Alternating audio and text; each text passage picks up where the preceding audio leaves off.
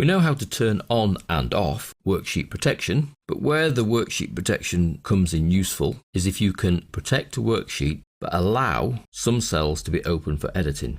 Taking our sales data 2013 as an example, what we might wish to do in January is to allow them to edit these cells here, which are the actual sales value for each area for each vehicle type, but not allow them to change any of the headings, not allow them to insert any columns, not allow them to change any of the formulas that are the totals.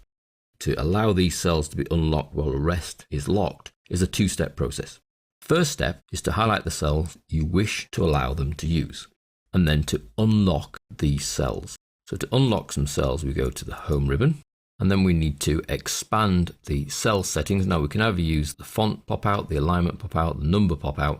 Doesn't really matter which one we use because it will bring us to the same dialog box that we're searching for. So I click and it brings me the Format Cells dialog box.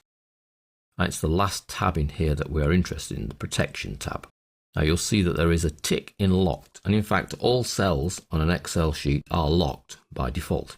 But we want to unlock the cells we've got selected. So just the same as any other formatting, we've highlighted the cells, we come into the option box and we remove the tick in Locked. OK, that effectively now unlocks these cells. Now that on its own is not enough. It has to work with protection. But we now know these cells are unlocked. We can go to the Review ribbon and now protect the sheet.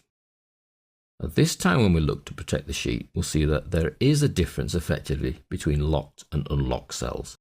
Now I don't want them to be able to select locked cells, but I'm quite happy for them to select unlocked cells. We will add a password this time for other users, so OK. I'm asked to confirm that password, OK.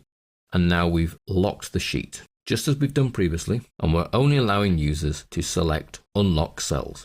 So if I try to select here, I can't. Or here, or here, or here, it's just not letting me access those cells. If I go into any of these cells that we previously unlocked, I can now go in and make changes to the values.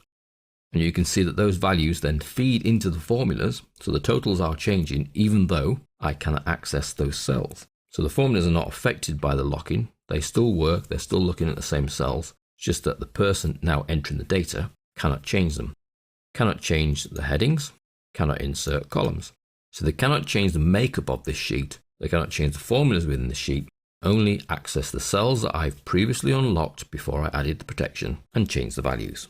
They then feed into the new totals and I have some new sales values. So I have a working sales sheet for someone else to use to do the data entry, but they cannot make any change to that structure or to the formulas.